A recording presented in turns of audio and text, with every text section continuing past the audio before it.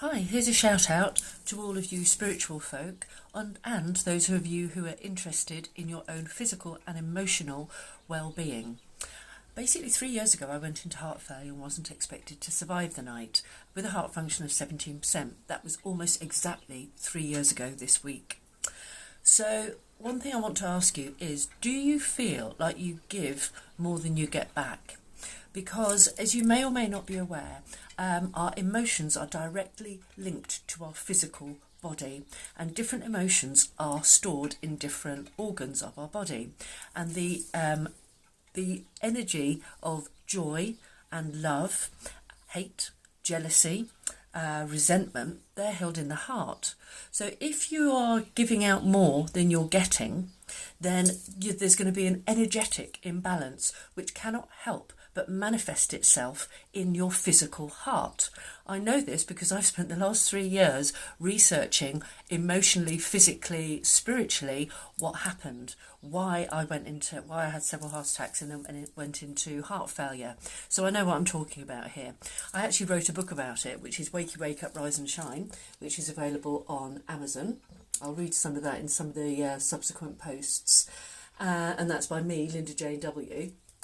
But then it dawned on me, right? So while I was doing a distance healing session for a client this morning, there's me in my Zen den in Spain, and she's in her lounge in the UK, and I do a distance healing 1 hour session.